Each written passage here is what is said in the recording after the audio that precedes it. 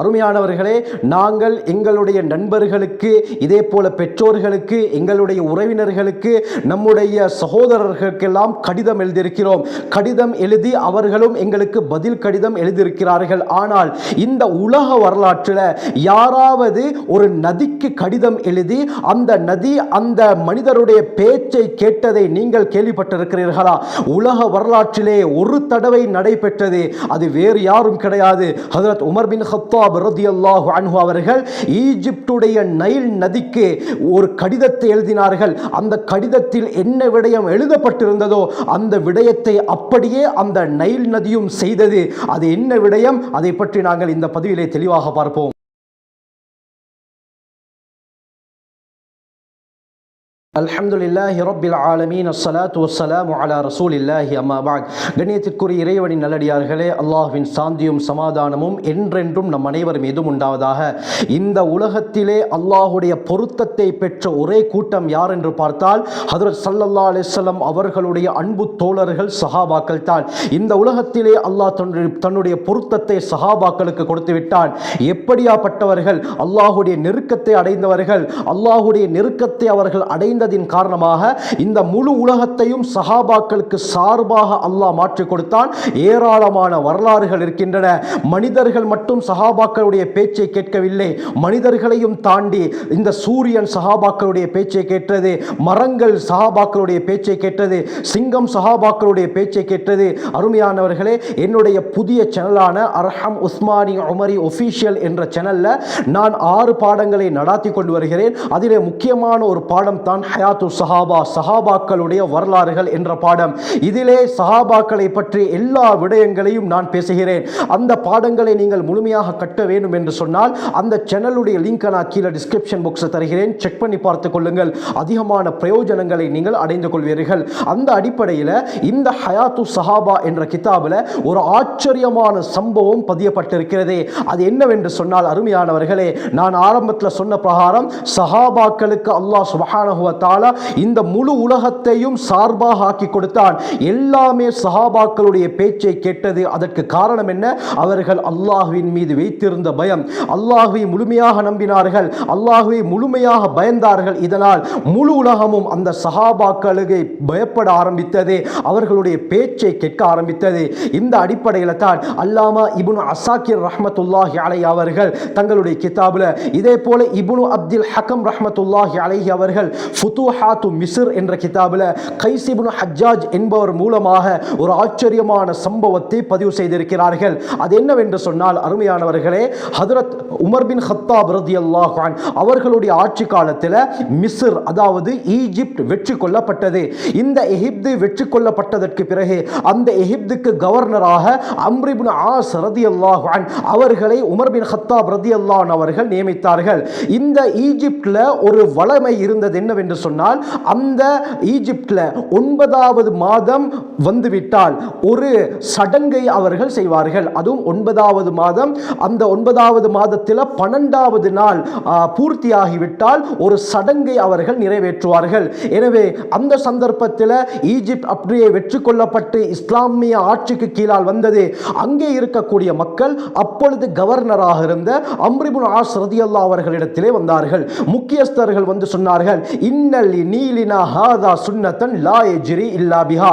எங்களுக்கு ஒரு வளமை ஒன்று இருக்கிறது, அந்த வழிமுறையை செய்தால்தான் இந்த நைல் நதி ஓடும் என்று அவர்கள் கூறினார்கள். உடனே அம்ர் இப்னு ஆஸ் ரலியல்லாஹு அன்ஹு வமா ஸாக்க, அது என்ன சடங்கு என்று கேட்டார்கள்.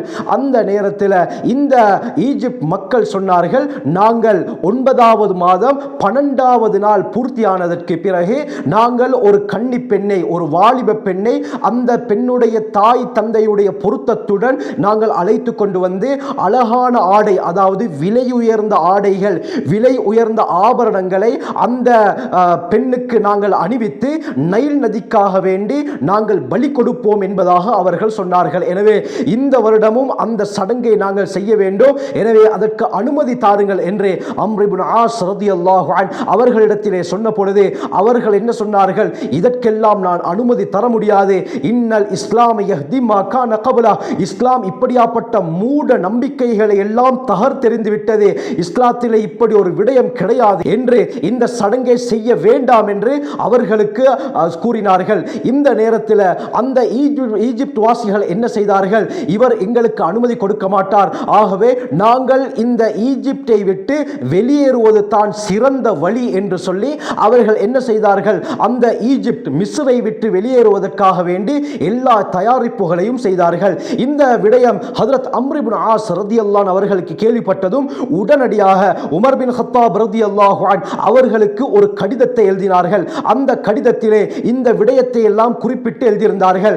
கடிதம் உமர் பின் கத்தாப் ரலியல்லாஹு அன்ஹு அவர்களிடத்திலே வருகிறது. பிரித்து பார்க்கிறார்கள். பார்த்தவுடன் பதில் கடிதத்தை எழுதுகிறார்கள். அதிலே என்ன சொன்னார்கள்? ஃபஇன்னக அஸப்த பில்லதி குல்த, நீங்கள் சரியான விடயத்தை அவர்களுக்கு சொன்னீர்கள், நீங்கள் இந்த சடங்கை செய்ய விடாமல் தடுத்தது தான் சிறந்த விடயம் என்று ஒரு கடிதத்தை எழுதி அந்த கடிதத்திலே ஒரு சிறு காகித துண்டையும் சேர்த்து அனுப்பினார்கள். அம்ர் இப்னு ஆஸ் ரலியல்லாஹு அவர்களுக்கு என்ன சொன்னார்கள் என்றால், இந்த நைல் நதிக்கு இந்த காகித துண்டை நீங்கள் போட்டு விடுங்கள் என்று எழுதப்பட்டிருந்தது. ஏன்? அந்த ஈஜிப்ட் வாசிகள் நம்பிக்கொண்டிருந்தார்கள், இந்த சடங்கை செய்தால்தான் இந்த நைல் நதி தண்ணீர் பீரிட்டு தண்ணீர் அதிகமாக ஓடும், இல்லாவிட்டால் இந்த நைல் நதி அப்படியே வற்றிவிடும் என்று ஒரு நம்பிக்கையில் இவர்கள் இருந்தார்கள். எனவே உமர் பின் கத்தாப் ரலியல்லாஹு அன்ஹு அவர்கள் என்ன செய்தார்கள்? அந்த பதில் கடிதம் எழுதும் பொழுது ஒரு சிறு காகிதத்தையும் உள்ளே வைத்து, இந்த காகிதத்தை நீங்கள் நைல் நதியிலே போட்டு விடுங்கள் என்று அம்ர் இப்னு ஆஸ் ரலியல்லாஹு அவர்களுக்கு சொல்ல கடிதம் வருகிறது. அம்ர் இப்னு ஆஸ் ரலியல்லாஹு அவர்கள் அந்த கடிதத்தை பிரித்து பார்க்கிறார்கள். அதிலே ஒரு காகித துண்டு இருக்கிறது. அந்த காகித துண்டை நைல் நதியிலே போடும்படி உமர் ரலியல்லாஹு அவர்கள் சொல்லி இருக்கிறார்கள். சரி, என்னத்தான் எழுதியிருக்கிறார்கள் என்று அதிலே பிரித்து பார்த்தால் சுப்ஹானல்லாஹ், நைல் நதிக்கு நேரடியாக டைரக்டாக உமர் பின் கத்தாப் ரலியல்லாஹு அன்ஹு அவர்கள் ஒரு கடிதம் எழுதுகிறார்கள். அந்த கடிதத்திலே ஹஜ்ரத் உமர் பின் கத்தாப் ரலியல்லாஹு அன்ஹு அவர்கள் என்ன வார்த்தை எழுதியிருந்தார்கள் தெரியுமா? சுப்ஹானல்லாஹ், உலக வரலாற்றில் நதிக்கு கடிதம் எழுதிய ஒரே ஹலீஃபா உமர் பின் கத்தாப் ரலியல்லாஹு அன்ஹு அவர்கள் தான். அதிலே என்ன விடயம் சொல்லப்பட்டிருந்தது என்றால், மின் அப்துல்லா அமீரில் முஃமினீன் உமர் பின் கத்தாப் ரலியல்லாஹு அன்ஹு இலா நீலி அஹ்லி மிஸ்ர், முஸ்லிம்களுடைய ஹலீஃபா அமீருல் முஃமினீன் அல்லாஹ்வுடைய அடிமை உமர் பின் கத்தாப் ரலியல்லாஹு அன்ஹு அவர்கள் ஈஜிப்ட் வாசிகளுடைய நைல் நதிக்கு எழுதி கொள்ளக்கூடிய கடிதம், ஃபைன் குன்த தஜ்ரி மின் கிபலிக் ஃபலா தஜ்ரி, நீ சுயமாக நீயே ஓடுவதாக இருந்தால் ஒரு காலமும் ஓடிவிட வேண்டாம். ஃபஇன்னல்லாஹல் வாஹிதல் கஹ்ஹார் அய்யுஜ்ரியக, அந்த அடக்கியாளக்கூடிய அல்லாஹ் தான் உன்னை ஓட்டுகிறான் என்றால், ஃபனஸ்அலுல்லாஹல் வாஹிதல் கஹ்ஹார் அய்யுஜ்ரியக, அந்த அல்லாஹ்விடத்திலே நாங்கள் கேட்டுக்கொள்கிறோம், அந்த அல்லாஹ் உன்னை ஓட வைப்பான் என்று ஒரு கடிதத்தை எழுதியிருந்தார்கள். அந்த கடிதத்தை தூக்கி ஹஜ்ரத் அம்ர் இப்னு ஆஸ் ரலியல்லாஹு அன்ஹு அவர்கள் அந்த நைல் நதியிலே போடுகிறார்கள். இன்னொரு ஆச்சரியம் அருமையானவர்களே, அந்த ஒரே இரவில் எப்பொழுது இந்த கடிதத்தை போட்டார்களோ, போட்டதற்கு பிறகு 16 முழம் அளவுக்கு தண்ணீர் உயர்ந்து பீரிட்டு ஓட ஆரம்பித்தது. சுப்ஹானல்லாஹ், எப்படியாப்பட்ட ஒரு கலீஃபா உமர் பின் கத்தாப் ரலியல்லாஹு அன்ஹு, ஒரே ஒரு கடிதம் அந்த சடங்கை அப்படியே இல்லாமல் ஆக்கினார்கள். அந்த மூட நம்பிக்கை உடை தெரிந்தார்கள். கடிதத்தை போட்டவுடன் 16 முழம் தண்ணீர் அப்படி நைல் நதியில் உயர்ந்தது என்று சொன்னால் எந்த அளவுக்கு அல்லாஹ்வுடன் நெருக்கமாக இருந்தார்கள். நைல் நதி பேச்சை கேட்டது. அருமையானவர்களே, உமர் ரலியல்லாஹு அன்ஹு அவர்களுடைய கடிதத்திலே என்ன எழுதப்பட்டிருந்ததோ அந்த விடயத்தை நைல் நதி கேட்டது. இதுதான் சஹாபாக்கள், இதுதான் நபித்தோழர்கள். உலகத்திலே அல்லாஹ்வை பயந்தார்கள். அல்லாஹ்வை பயந்ததின் காரணமாக முழு உலகத்தையும் அல்லாஹ் இந்த சஹாபாக்களுக்கு சார்பாக மாற்றி கொடுத்தான். பேச்சை கேட்க ஆரம்பித்தது. ஆகவே இப்படியாப்பட்ட ஒரு வரலாறு இஸ்லாமிய வரலாற்றிலே நடந்திருக்கிறது. இதை யாராலும் மறுக்க முடியாத. அருமையானவர்களே, சிலர் கேட்கலாம், அது எப்படி அவர் கடிதத்தை எழுதி நதியிலே போட அந்த நதி உடனே பீரிட்டு ஓட ஆரம்பித்தது என்று? இப்படியாப்பட்டவர்கள் யார் என்றால் ஈமானிலே பலகீனமானவர்களுடைய வார்த்தை தான். ஈமானிலே பலகீனமானவர்கள் தான் இப்படியாப்பட்ட விடயங்களை கூறுவார்கள். ஈமானிலே உறுதியானவர்கள் இதை முழுமையாக நம்புவார்கள். ஆகவே இப்படி விடயங்களும் இந்த உலகத்திலே நடந்திருக்கின்றன. ஆகவே இது போன்ற ஏராளமான விடயங்கள் சஹாபாக்களுடைய வாழ்க்கையிலே நடந்திருக்கின்றன. இன்ஷா அல்லாஹ் ஒவ்வொரு பதிவில் அந்த ஆச்சரியமான விடயங்களை நாங்கள் தெளிவாக பார்ப்போம். அல்லாஹ் சுப்ஹானஹு வ தஆலா இந்த சஹாபாக்கள் எந்த அமல்களை செய்து அல்லாஹ்வுடைய நெருக்கத்தை பெற்றார்களோ அந்த அமல்களை நாங்களும் செய்து அல்லாஹ்வுடைய நெருக்கத்தை பெறக்கூடியவர்களாக ஆக்கி அருள்வானாக. ஜஸாக்குமுல்லாஹு கைர். வாஹிரு தஅவானா அல்ஹம்துலில்லாஹி ரப்பில் ஆலமீன்.